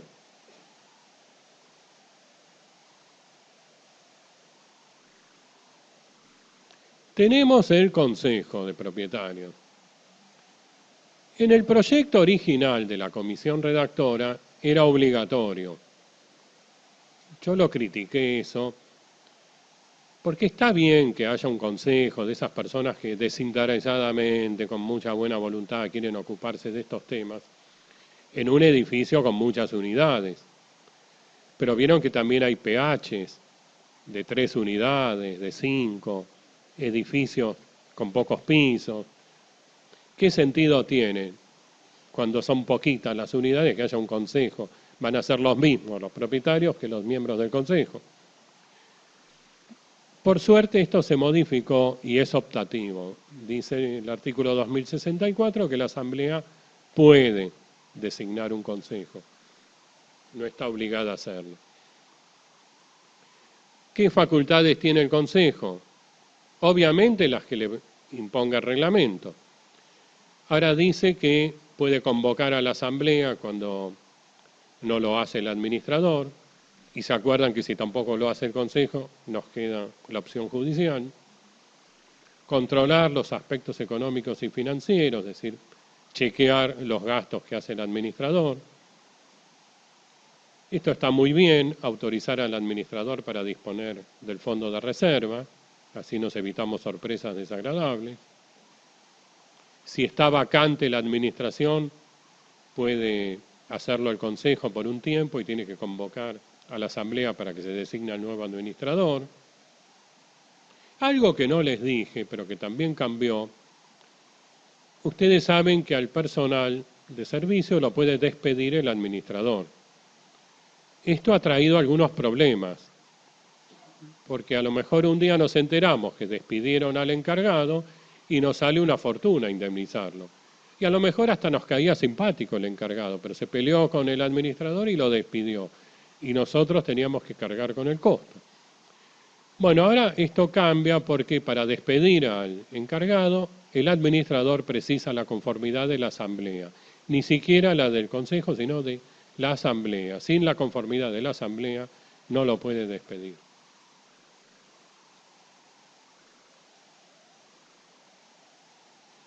Y tenemos el personaje simpático, querido por todos nosotros, que es el administrador, ¿no?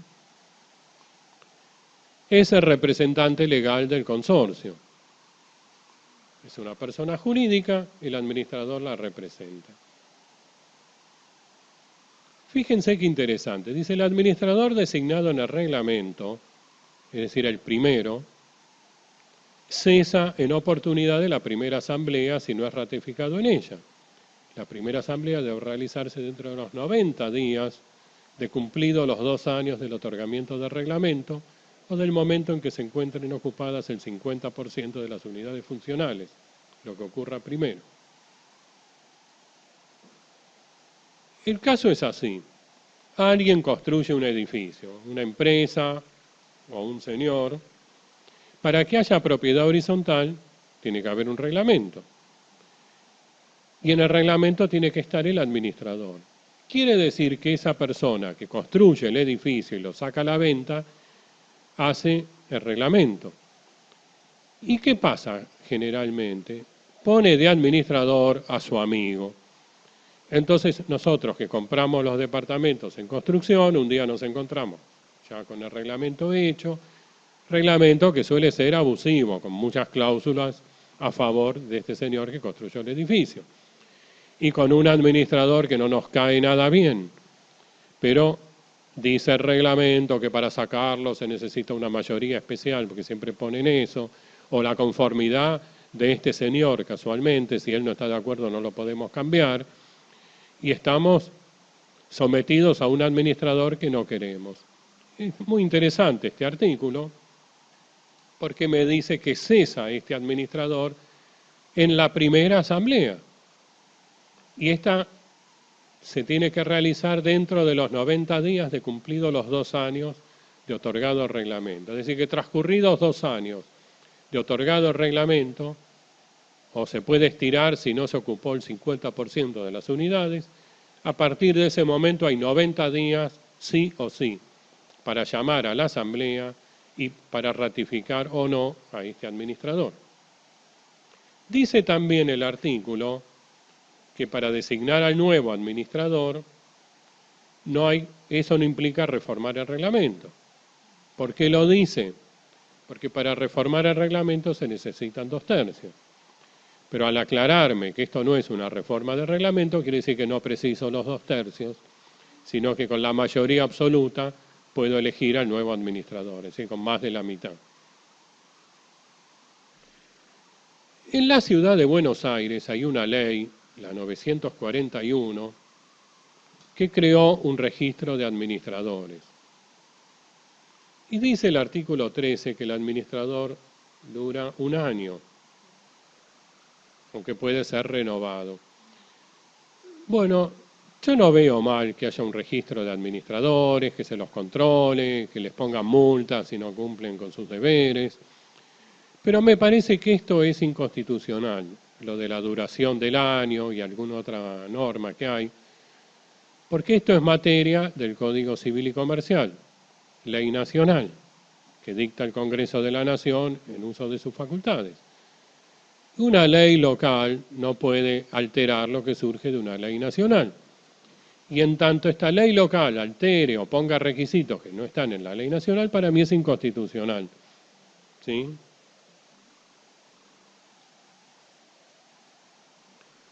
Bueno, el código enumera los derechos y obligaciones que tiene el administrador, igual que antes.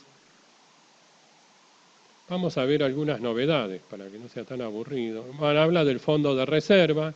Les dije que para disponer del fondo de reserva necesita la autorización previa del Consejo. Para nombrar y despedir al personal necesita la autorización de la Asamblea. Tiene que contratar un seguro integral de consorcios. Antes la ley pedía un seguro contra incendio. Ahora es un seguro integral de consorcio, que abarca más cosas. Yo creo que es interesante que haya un seguro por daños, porque puede pasar que se desprenda pasado un balcón y mate a alguien, o daños graves, y que tengamos todos un seguro para no tener sorpresa. Y ha pasado, he tenido casos donde se vino el ascensor abajo y alguien murió, se quedó electrocutado.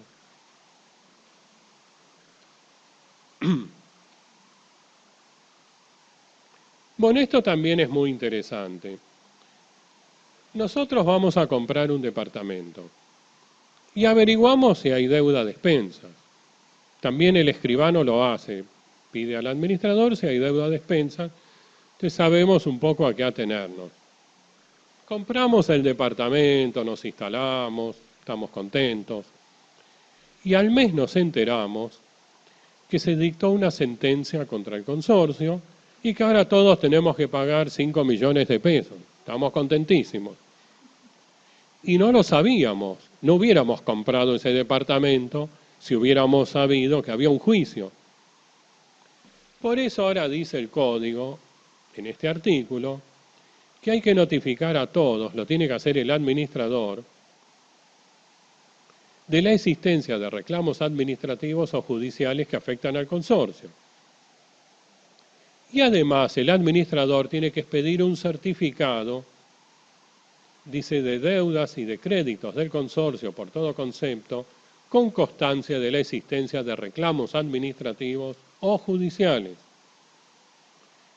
Quiere decir que le podemos pedir a un administrador antes de comprar la unidad este certificado para saber cuál es la situación de ese inmueble que estamos por comprar y no tener sorpresas que pueden ser muy desagradables. Otra novedad es que dice que el administrador representa al consorcio en todas las gestiones administrativas, esto es igual que antes, y judiciales.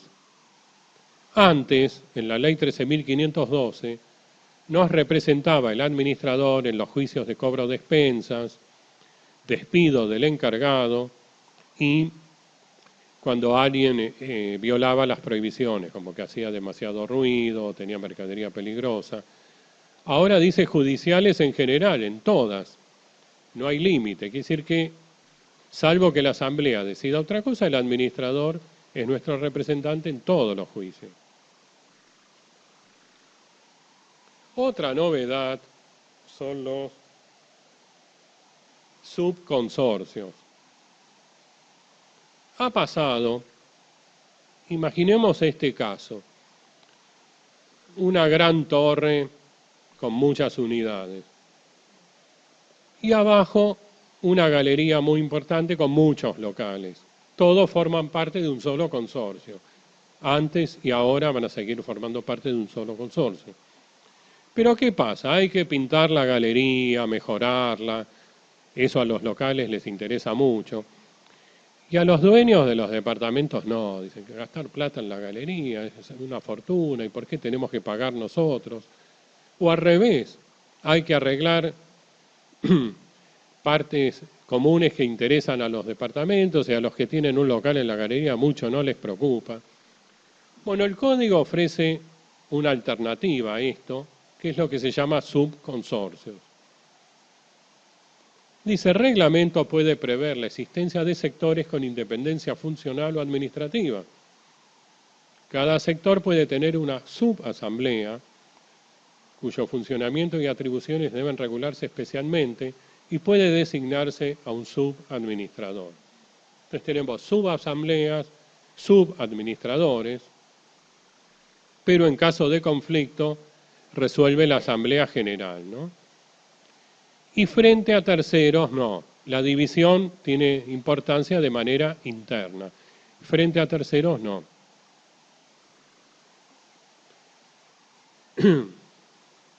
Bueno, otra novedad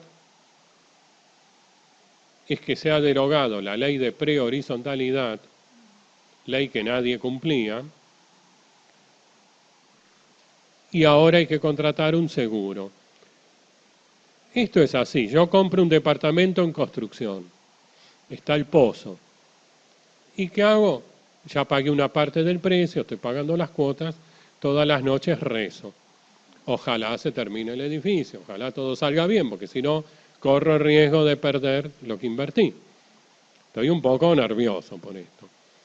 La ley de prehorizontalidad trataba de dar una solución a los adquirentes, no se cumplía mucho, y se la ha derogado y ahora se establece este seguro para cubrir estas contingencias.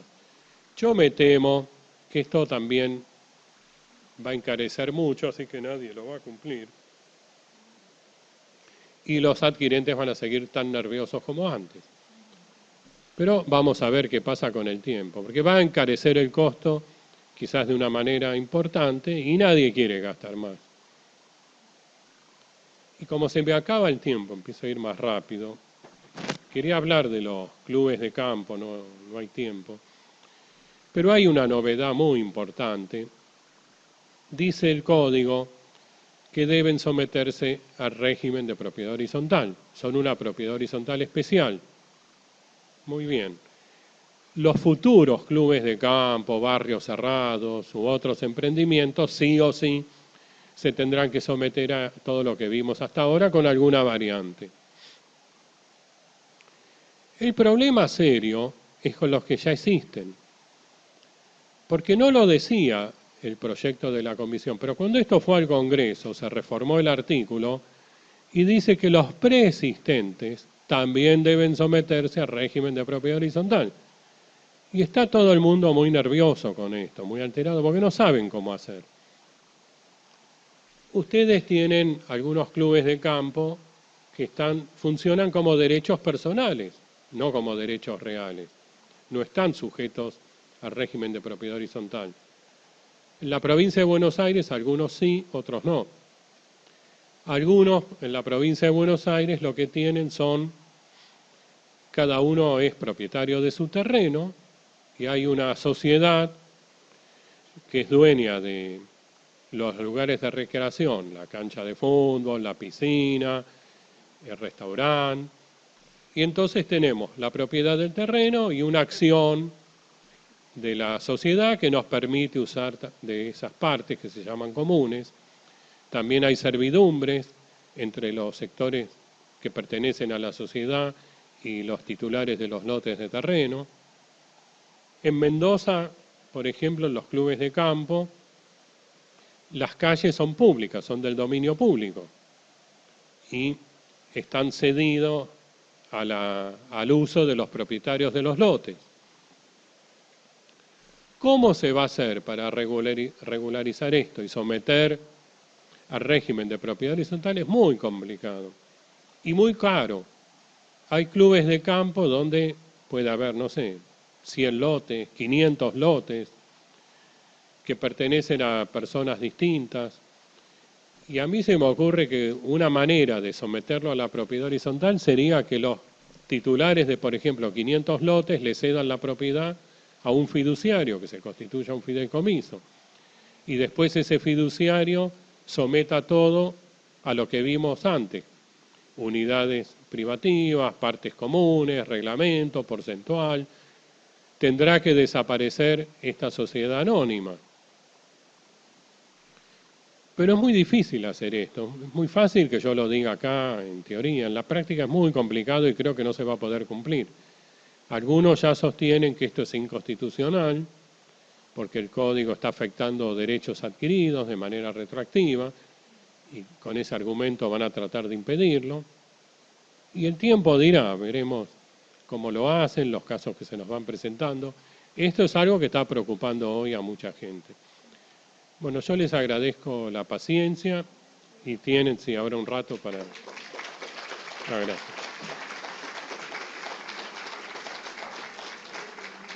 Vos los administrás. Bueno, muchas gracias al doctor Kipper. Vamos a pasar a un par de preguntas. Yo les voy a acercar el micrófono, así que lo siguen vía streaming por la página web del colegio pueden escuchar las preguntas. Me habían levantado la mano la doctora primera y después vamos. Sí, doctor, con respecto al tema de las mayorías para la Asamblea, lo que se notifica en forma fehaciente es la decisión que tomó ya la Asamblea. Sí. ¿Y cuál es la notificación fehaciente? Y se me ocurre que una carta documento... no, bueno, le digo, por el caso particular, es decir, entregar el acta lo consideró como una notificación fehaciente. Yo creo que no, pero bueno.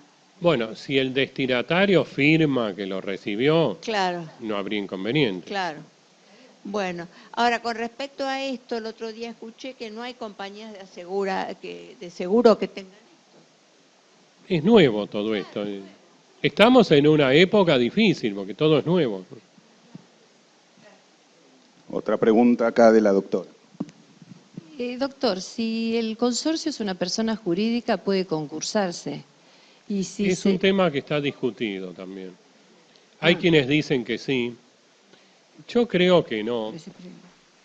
Y, a ver, usé un poco la lógica y mi sentido común, que no siempre acierta, pero ¿se acuerdan que vimos antes que dentro del concepto de expensas están las obligaciones que la ley le impone al administrador?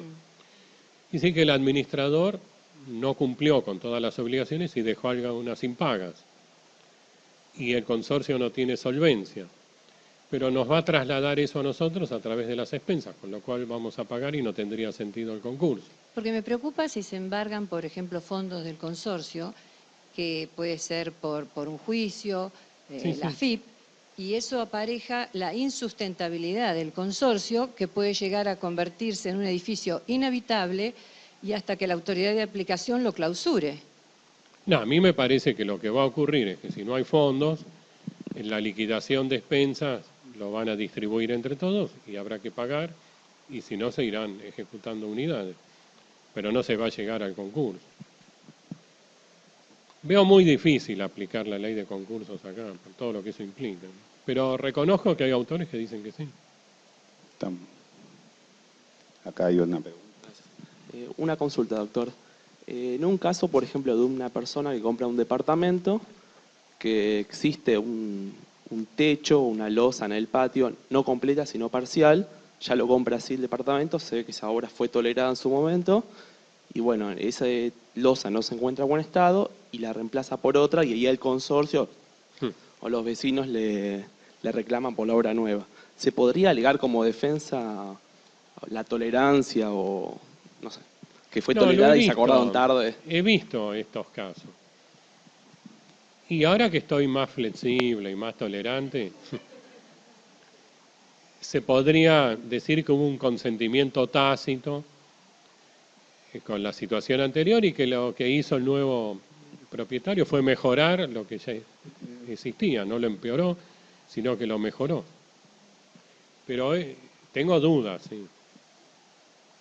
Tengo dudas también con el plazo para demandar, porque las normas procesales se puede argumentar que son de aplicación inmediata, pero son dudas que yo tiro acá al aire, porque la verdad que con un código nuevo estamos llenos de inquietudes ahora. Acá hay una pregunta. Sí, doctor, en el caso de una unidad que fue dedicada originalmente a portería, ¿habría algún inconveniente en que se cambie el destino de esa unidad o incluso que se llegue a enajenar? Yo lo dije antes, creo que ninguno. Si no hay encargado, se podría modificar el reglamento y hacer una unidad más. O la pueden, como parte común, destinarla, pueden poner un gimnasio, hacer una sala de reunión, microcine, cada uno. O sea, que lo que haría esa unidad, una parte necesariamente común, sería el destino. O sea, si está destinada a vivienda del encargado. Si existe el encargado, yo creo que no es Pero por eso, obligatorio. si se destina a otra cosa, se alquila, como... El doctor es experto en derecho laboral, preguntémosle a él si es obligatorio tener encargado. No, es que más allá de la obligatoriedad de tener encargado o no, entiendo yo que si el encargado ya cuenta con la vivienda, hay un derecho adquirido que tiene el encargado, con lo cual va a tener un problema los consorcistas. No, pero yo digo cuando ya no está más. No, si ya no Mientras está, esté, no hay una obligatoriedad de que el encargado tenga sí o sí vivienda fija. Es mi punto de vista. El problema es cuando ya está con la vivienda y a veces pasa que se la quieren sacar porque tiene un problema con el encargado. ¿Hay una pregunta? Cualquier tema. A ver, sí. Sí, mi pregunta es con respecto al certificado de deuda, desde el punto de vista procesal. Si lo emite un administrador que viene administrando desde hace mucho tiempo, que no está habilitado por el gobierno de la ciudad, o sea, no tiene habilitación administrativa, y además perdió la habilitación fiscal porque pasó a pasivo y no activo, por lo tanto no hay contabilidad adecuada. ¿Ese es hábil como título ejecutivo? Sí, yo creo que sí. Incluso para el consorcista que no paga las expensas y que sabe que las tiene que pagar, me parece que los defectos que tenga la situación del administrador, él no los puede alegar. Lo podrá invocar la FIP o algún extraño, pero los consorcistas, mientras esté y no lo cambien, si no sería un caos el edificio, porque nadie pagaría las expensas. No, él es el administrador, hasta que no lo modifiquen, no lo remuevan, sigue siéndolo. Y expide el certificado y bueno, está habilitado. El día que lo reemplacen, el juicio lo continuará el nuevo administrador. Hay otra pregunta ahí acá, del doctor. Sí, quería preguntar que siendo que el consorcio puede adquirir unidades funcionales, si en una unidad funcional existe una herencia vacante, ¿puede ejercer la acción de usucapión? Sí, podría, sí. Es una persona, cualquier persona puede adquirir por usucapión. Claro, pero si pasan 20 años de posesión y el gobierno de la ciudad no inició la sucesión y no reclamó, podría ser.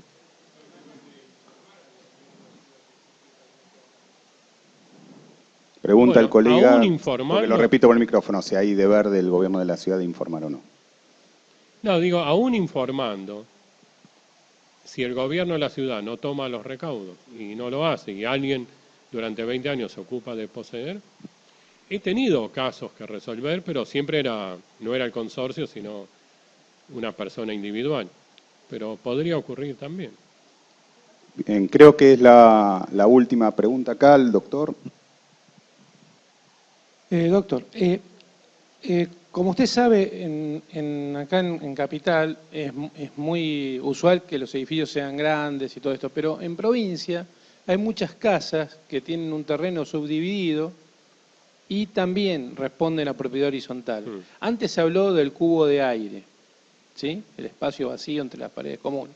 No se da esa situación en este tipo de propiedades.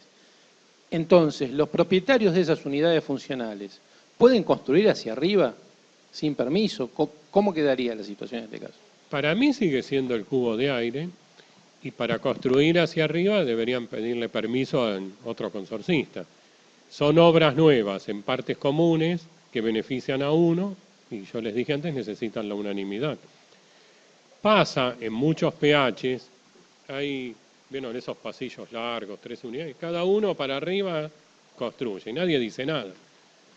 El problema lo tienen el día que quieren vender el departamento, porque el escribano va y ve que no le coinciden los planos con lo que figura en el título, y hay que adecuar todo eso. Ahí tienen un problema. Generalmente la gente lo hace, no pide permiso, y como son poquitos y se entienden, funciona así. El día que quieren vender se les presenta el problema. Bueno, muchísimas gracias al doctor Kipper. Realmente ha sido una clase excelente, merece un nuevo aplauso. Y a todos los espero el próximo martes a esta misma hora, que creo que empieza ya el módulo de sucesiones, y mañana recuperamos la clase del 29 de septiembre. Muchas gracias a todos y a los que nos siguen vía web.